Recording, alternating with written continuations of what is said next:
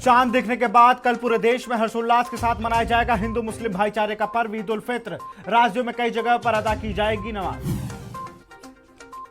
3 मई से 3 दिन के उत्तराखंड दौरे पर रहेंगे यूपी के मुख्यमंत्री योगी आदित्यनाथ। यमकेश्वर में महायोगी गुरु गोरखनाथ महाविद्यालय विद्यान को करेंगे दौरा।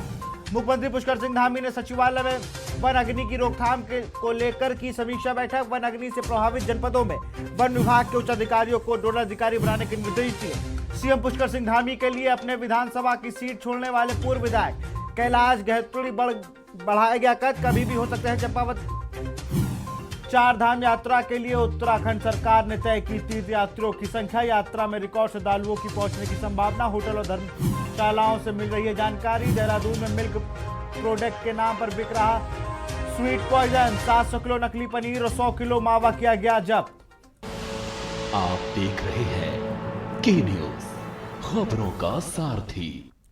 नमस्कार, स्वागत है आपका खबर उत्तराखंड में। मैं हूं आपके साथ विशाल पंडित। अब रुक करते हैं खबरों का। उत्तर प्रदेश के मुख्यमंत्री योगी आदित्यनाथ कल अपने 3 दिवसीय दौरे पर उत्तराखंड आ रहे हैं। योगी आदित्यनाथ कल उत्तराखंड में अपने गृह जनपद के गुरु गोरखनाथ महाविद्यालय में अपने गुरु अवैधनाथ जी की मूर्ति का अनावरण करेंगे, जबकि 5 तारीख को उत्तराखंड और उत्तर प्रदेश के बीच हुए संपत्ति बंटवारे में हरिद्वार के होटल अलकनंदा को उत्तराखंड सरकार को सौंपेंगे। इसी के साथ हरिद्वार में ही उत्तर प्रदेश शासन के नवनिर्मित भागीरथी पर्यटन आवास का उद्घाटन भी योगी आदित्यनाथ करेंगे, जबकि 5 तारीख की शाम को योगी आदित्यनाथ लखनऊ के लिए रवाना होंगे। मुख्यमंत्री योगी आदित्यनाथ के इस दौरे की सभी की तैयारियां उत्तराखंड सरकार ने पूरी कर ली है। एक यात्रा की तो हमारा 5 तारीख को परिसंपत्तियों का जो बंटवारा हुआ है वो विधिवत रूप से उसको एक दूसरे राज्यों का जो होना है हैंडओवर होना है, और एक कार्यक्रम उनके अपने जो पैतृक गांव है वहाँ होना है। तो रहेंगे दोनों में।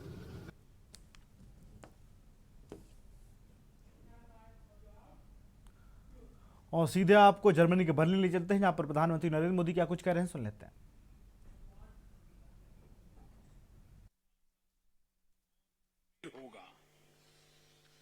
इस संघर्ष के ह्यूमैनिटेरियन इंपैक्ट से भारत बहुत ही चिंतित है।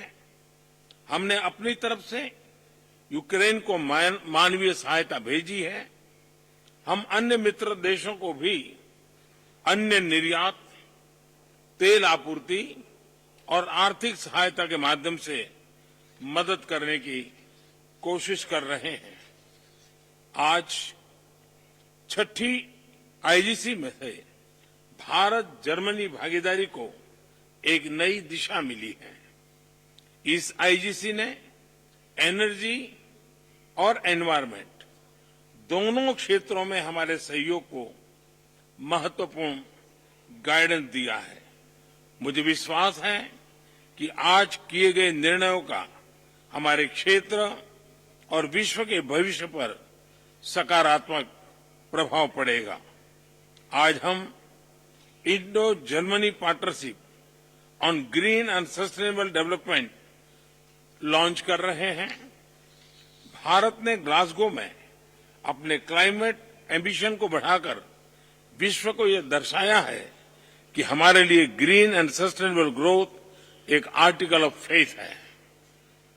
इस नई पार्टनरशिप के तहत जर्मनी ने 2030 तक 10 बिलियन यूरो की अतिरिक्त विकास सहायता से भारत के ग्रीन ग्रोथ प्लान्स को सपोर्ट करने का निर्णय लिया है।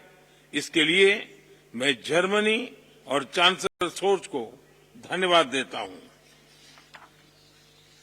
हमारे कॉम्प्लीमेंट्री स्ट्रेंथ को देखते हुए हमने एक ग्रीन हाइड्रोजन टास्क फोर्स भी बनाने का निर्णय लिया है। दोनों देशों में ग्रीन हाइड्रोजन इंफ्रास्ट्रक्चर को बढ़ाने के लिए में यह बहुत उपयोगी रहेगा।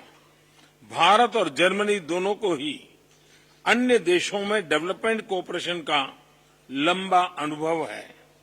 आज हमने अपने अनुभवों को जोड़कर त्रिपक्षीय कोऑपरेशन के जरिए तीसरे देशों में संयुक्त परियोजनाओं पर कार्य करने का भी निर्णय लिया है। हमारे यह सहयोग विकासशील विश्व के लिए पारदर्शी और सस्टेनेबल विकास परियोजनाओं का विकल्प प्रदान करेगा। फ्रेंड्स, पोस्ट कोविड काल में भारत अन्य बड़ी अर्थव्यवस्थाओं के मुकाबले सबसे तेज ग्रोथ देख रहा है। हमें विश्वास है कि भारत वैश्विक रिकवरी का महत्वपूर्ण स्तंभ बनेगा। हाल ही में हमने यहां रुकते एक छोटे से ब्रेक के लिए जल्द हाजिर होंगे। आप देख रहे हैं के न्यूज, खबरों का सारथी। देखें कौन नया खिलाड़ी आया है। समझा देते हैं। प्यार से समझाएंगे, धीरे धीरे से। वो भी अपनी जुबान में।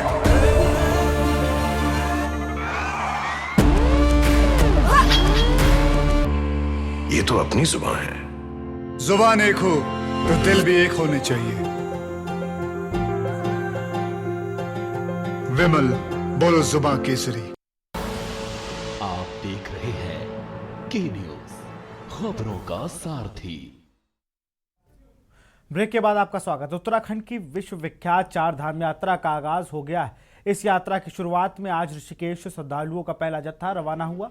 कल विधिवत रूप से गंगोत्री और यमुनोत्री के कपाट खुलने के साथ श्रद्धालुओं को इन दोनों धामों के दर्शन हो सकेंगे। इसके बाद बद्रीनाथ और केदारनाथ के कपाट खुलने के साथ ही यात्रा पूर्ण रूप से प्रारंभ हो जाएगी। इस यात्रा को लेकर सरकार अपने पूरी तैयारी कर चुकी है और सरकार की इस उम्मीद है कि इस बार यात्रा में रिकॉर्ड स्तर पर श्रद्धालु उत्तराखंड आएंगे। ऋषिकेश से लगभग 25 बसों में करीब 1000 यात्री आज चार धाम यात्रा के लिए रवाना हुए। उत्तराखंड में इस साल होने वाली चार धाम यात्रा को लेकर सरकार लंबे समय से तैयारियां कर रही है और यात्रा में पड़ने वाली सभी जनपदों के अधिकारियों के साथ लगातार बैठकें जारी हैं। उसके साथ ही राजधानी देहरादून में भी सरकार के पर्यटन मंत्री, शहरी विकास मंत्री यात्रा की तैयारियों को लेकर बैठक कर रहे हैं। मुख्यमंत्री पुष्कर सिंह धामी के साथ साथ पर्यटन मंत्री सतपाल महाराज भी चार धाम यात्रा को लेकर काफी उत्साहित दिख रहे हैं। देखिए, इस बार जो यात्रा है वो बहुत ऐतिहासिक होने वाली है और सभी जनों के सहयोग से, हमारे सभी देवी देवताओं के आशीर्वाद से यात्रा हमारी अच्छी होगी। उसके लिए हम लोग सब लोग लगे हुए हैं और साथ में हमारे साथ बहुत सारी सामाजिक संस्थाएं, समाज के लोग स्वयं भी लगे हुए हैं और हम सबका आह्वान भी कर रहे हैं। क्योंकि यात्रा इस बार पिछले 2 सालों के बाद हो रही है तो यात्रा में संख्या ज़्यादा होनी है और ये हमारे लिए एक चुनौती भी है और चुनौती के साथ साथ अच्छा करने का अवसर भी है उत्तराखंड के पास। उत्तराखंड की सरकार या उत्तराखंड के लोग, सभी लोग मिलकर हम लोग अच्छा करेंगे। उसमें आप सब लोगों का भी योगदान चाहिए। उसमें जो वित्तीय स्वीकृति के बाद ही काम होने चाहिए। अभी एक मामला वन विभाग का भी मैं समझता हूं कि सुप्रीम कोर्ट में पेंडिंग पड़ा हुआ है, तो उसमें भी निर्णय आएंगे सामने। तो मेरा यही कहना है कि इस समय चार धाम के लिए काम करना है और हमारे राज्य की इज्जत का सवाल है, प्रतिष्ठा का सवाल है। हम सबको अतिथि देवो भव की भावना से काम करना है ताकि अतिथि हमारे राज्य में आए। रिस्पॉन्सिव होने के लिए मैंने सबको आदेश दिया है। और जो लैंडस्लाइड्स होती हैं, अभी मारवाड़ी में हमारे पास सूचना आई है, हमने बीआरओ को आदेश दिए हैं कि भाई आप मारवाड़ी को चालू रखेंगे, उस मार्ग को चालू रखेंगे, वहां कोई लैंडस्लाइड होता है उससे बचाएंगे। और जो आधुनिक टेक्नोलॉजी है उसके लिए भी हमने यहाँ बातचीत की है। कहा है कि डिस्ट्रिक्ट हॉस्पिटलों में जहां भी सर्जनों की दिक्कत है, जहां भी हमारे स्पेशलिस्ट डॉक्टरों की दिक्कत है, हम 10-15 दिन में एक विज्ञापन देखने को मिला। मेरी ओर से सबसे बड़ी प्राथमिकता है जो मेरे पास कार्डियक से रिलेटेड डॉक्टर्स नहीं है और अक्सर चारधाम में जो पर्यटक आते हैं वो अक्सर उनको हार्ट रिलेटेड प्रॉब्लम्स होती हैं। तो हम लोगों ने अपने फिजिशियंस को इस बार ट्रेन किया है कि वो किस तरह से जो कार्डियो के काम है वो ठीक से कर सकें। और चारधाम पे ऐसे हम लोग 6 डॉक्टर्स को पोस्ट करेंगे उनकी ट्रेनिंग के बाद, तो उसकी तैयारी है। और ईसीजी टेक्नीशियंस को बहुत बार होता है कि चारधाम में जो लोग जाते हैं तो हमारा ईसीजी टेक्नीशियंस वहां नहीं रहते हैं, तो उनकी हम लोग त्वरित मदद नहीं कर पाते हैं। तो ये हम लोगों ने करा है। इसके अलावा जिलाधिकारियों से ये भी बोला गया है कि जहां भी कभी कोई इमरजेंसी होए और एयर एम्बुलेंस की आवश्यकता होए तो उसमें त्वरित कार्यवाही करें। इस वर्ष जो हमने बीकेटीसी के स्तर से जो केदारनाथ जी में और बद्रीनाथ जी में एक यात्रियों की सुविधा के लिए सूचना केंद्र और सहायता केंद्र इस तरीके से हम स्थापित कर रहे हैं, जहां पर मंदिर समिति के जो कर्मचारी हैं वो तैनात रहेंगे और वो विभिन्न प्रकार की जो भी जानकारियां होती हैं, मंदिर के कपाट कितने बजे खुलेंगे, भोग कितने बजे लगता है, विशेष आरती कब होती है, इस प्रकार की जानकारी से लेकर के धामों के बारे में जो भी आवश्यक जानकारियां होती हैं यात्रियों को देने के लिए, वो सारी तरीके की सूचनाएं उनके पास उपलब्ध रहेंगी। तो हमारा प्रयास है कि जो भी यात्री या श्रद्धालु धामों में पहुंचे उसको सुगम और सरल तरीके से हम दर्शन करा सकें। यहां रुकते हैं छोटे से ब्रेक के लिए, जल्द हाजिर होंगे। देखें कौन नया खिलाड़ी आया है। समझा देते हैं। प्यार से समझाएंगे, धीरे धीरे से। वो भी अपनी सुबह में।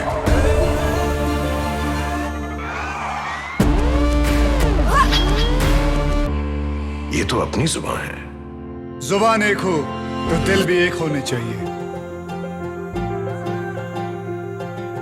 विमल बोलो जुबान केसरी। कुछ दिन ऐसे होते हैं when I love my job, और कुछ दिन ऐसे होते हैं कि I hate it। एक पायलट पे होता है इतना प्रेशर कि कूल रहना इज नॉट दैट इजी। पर गर्मी में घर को कूल रखना is now too easy with Summer Cool coolers. Summer Cool celebrates the release of Runway 34। आप देख रहे हैं के न्यूज, खबरों का सारथी। ब्रेक के बाद आपका स्वागत है। इसी बीच देहरादून से बड़ी खबर आपको बता रहे हैं। चुनाव आयोग ने चंपावत उपचुनाव की तारीख का किया ऐलान। उपचुनाव के लिए 4 मई को जारी होगी अधिसूचना।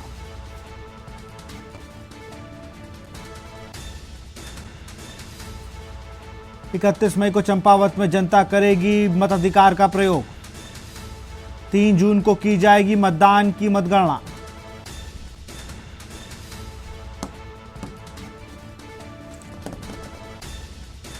देहरादून से खबर। चुनाव आयोग ने चंपावत उपचुनाव की तारीख का किया है ऐलान। उपचुनाव के लिए 4 मई को जारी होगी अधिसूचना।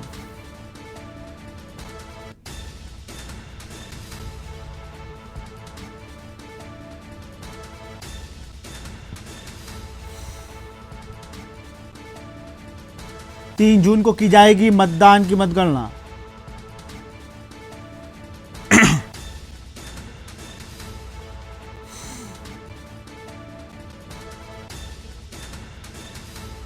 और इसी खबर जानकारी के साथ हमारे संवाददाता अभिषेक कुमार हमारे साथ फोन लाइन पर जुड़ चुके हैं।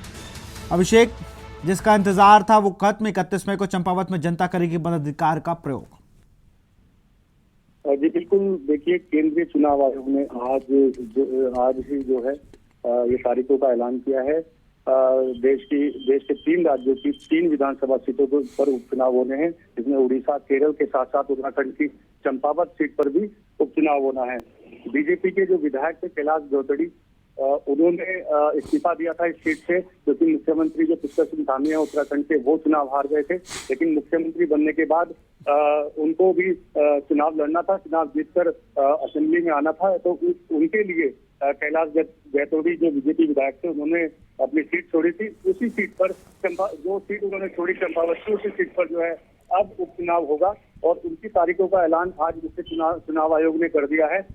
इस कड़ी में 4 तारीख को राज्य में अधिसूचना जारी होने के बाद 11 तारीख को इस सीट पर नामांकन किया जाएगा। उसके बाद जो पेपर जो नामांकन में दस्तावेज दिए जाते हैं उनकी जांच के लिए 12 तारीख का समय रखा गया। उसके साथ ही साथ 17 तारीख को नाम वापसी कर सकेंगे जो भी कैंडिडेट हैं जो नामांकन करेंगे, वो उनके लिए 17 तारीख का ऐलान किया गया है। इसके साथ ही साथ 31 मई को जनता जो है अपने मताधिकार का प्रयोग करेगी। उसके अलावा 3 जून को मतगणना के साथ ही ये चुनाव संपन्न हो जाएगा। जी बिल्कुल, तमाम जानकारी के लिए बहुत बहुत शुक्रिया आपका अभिषेक।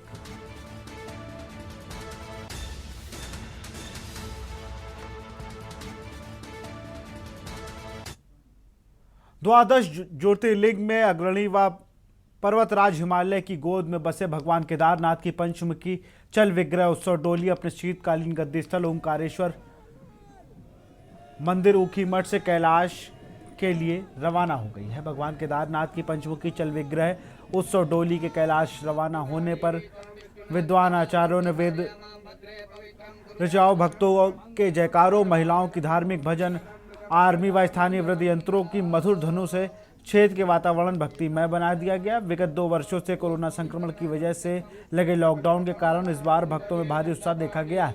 भगवान केदारनाथ की पंचमुखी चल विग्रह उत्सव डोली के कैलाश रवाना होने पर शीतकालीन गद्दी स्थल ओंकारेश्वर मंदिर को उनके प्रयाति के पुष्पों से भव्य रूप से सजाया गया था तथा अनेक भक्तों द्वारा विशाल भंडारे का आयोजन भी कराया गया। भद्रे पवित्रं मंगलम भगवान शंभो, मंगलम वृषभध्वजा, मंगलम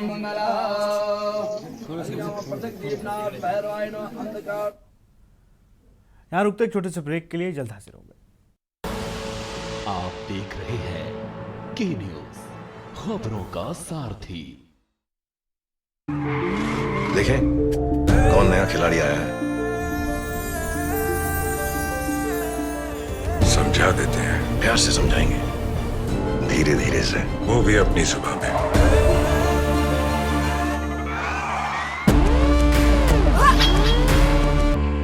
ये तो अपनी जुबान है। जुबान एक हो तो दिल भी एक होने चाहिए।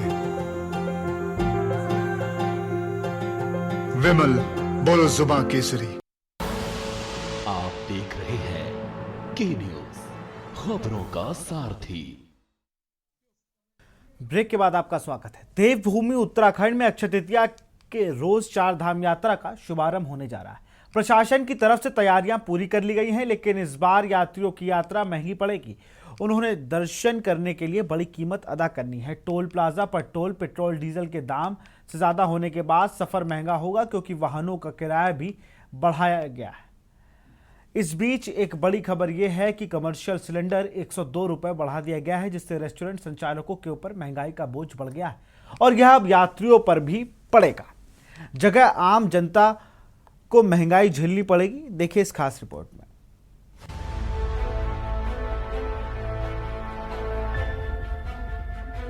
उत्तराखंड में कल यानी 3 मई को गंगोत्री और यमुनोत्री मंदिरों के कपाट खुलने के साथ 4 धाम यात्रा की शुरुआत हो रही है।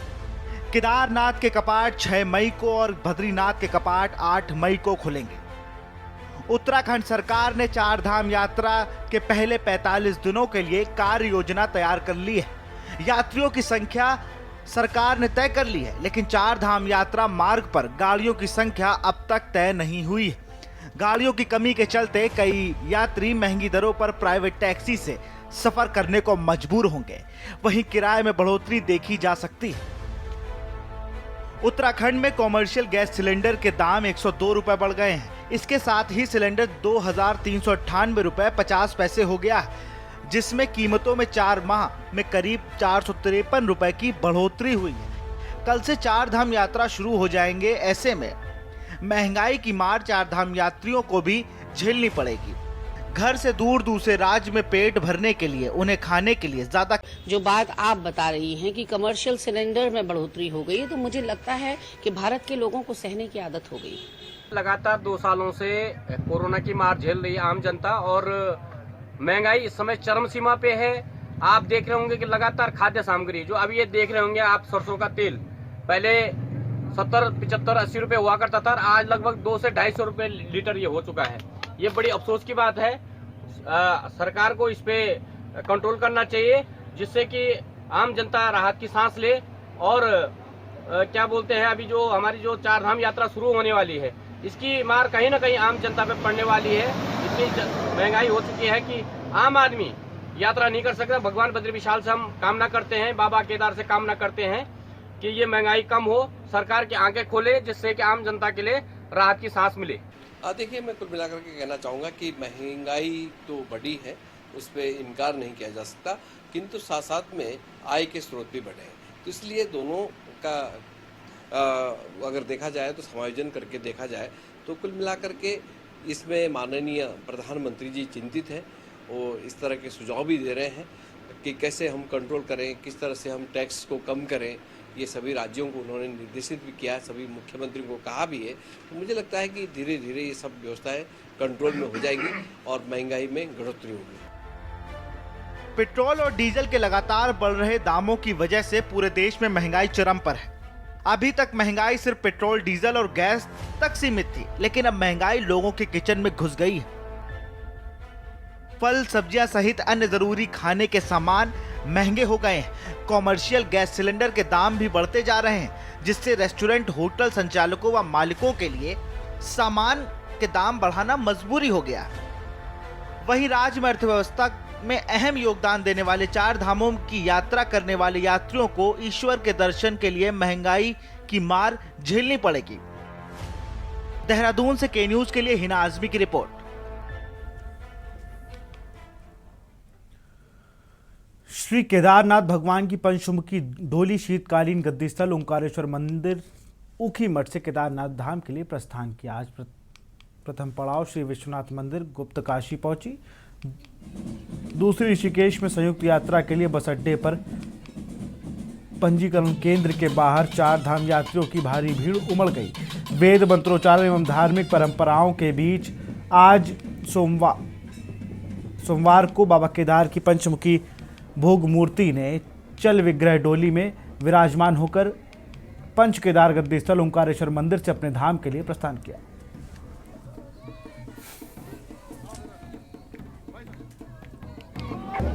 हम महापुर से आए हैं, प्रथम बार आए हैं।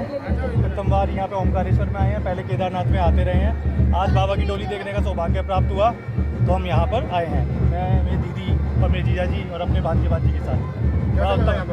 बहुत अच्छा लग रहा है, बहुत ही अलौकिक दृश्य है यहाँ पर और भगवान जी की पूरी कृपा है, ऐसा लग रहा है, अच्छा लग रहा है। हमें लग रहा था कि दर्शन नहीं मिलेंगे, बट फिर भी भगवान ने हमें दर्शन दे दिए। हमें बिल्कुल पता नहीं था कि आज यहाँ से डोली जा रही है, बट फिर भी प्रभु को दर्शन देने दे तो मिलने दे तो मिले। हमारी सारी मनोकामनाएं यहाँ की पूरी हो, हम यही दुआ करते हैं। प्रभु सबकी मनोकामनाएं पूर्ण करें, सब पे कृपा करें। साउथ इंडिया से आ रहा है, चेन्नई के ग्रुप है। पहले बार ऊखी मठ में इसका बोलता है मंगल वाद्यम, साउथ में उसका मंगल वाद्यम होता है। भी पहले बार गुरु जी के साथ शंकरलिंग महादेव इसका अरेंज कर दिया पहले बार। अभी केदार के डोली के साथ पीछे केदार भी जा रहा है जी। पहली बार हुआ है? हाँ जी, पहले बार आया इधर, फर्स्ट टाइम इन हिमालयास। क्या विशेषता है जो वाद्य यंत्र आप बजा रहे हैं, इसकी क्या विशेषताएं होती है? ये तो नादस्वरम बोलता है, नादम बोलता है उसका। तो ये साउथ इंडिया में काफी प्रचलित है? नहीं, पूरा उधर मंदिर पूरा यही चलता है जी। जहाँ कितना भी मंदिर है, सुबह मंदिर खोलने के टाइम यही ऐसा ही पूजा होता है। नादस्वरम मेला दोनों के साथ ही भगवान की पूजा करके फिर रात बंद करने के टाइम भी ऐसा ही होता है उधर। आपने इस बार मन बनाया, क्या सोच के? मैं तो 10 साल मेरे को केदार बाबा का ऐसा चालू करने के लिए मेरे को थोड़ा दिमाग में होगा। अभी भगवान मेरे को रास्ता खोल दिया। जिस तरह से 2 साल से कोविड महामारी के कारण गाड़ी जो है वाहन के रास्ते गौरीकुंड अनेक पड़ावों को छोड़ करके जाती थी, आज बोलो आज जो है वही डोली सारे अपने पड़ावों से जहाँ भगवान है उनसे मिल करके और भोग लगा करके बाबा अपने स्थल को जाएंगे। पूरे केदार घाटी के अंदर सभी लोगों में एक अलग ही उत्साह है और सारी महिलाएं अपने बाले बाबा के नारे लगाते हुए अपने संगीत में डांस कर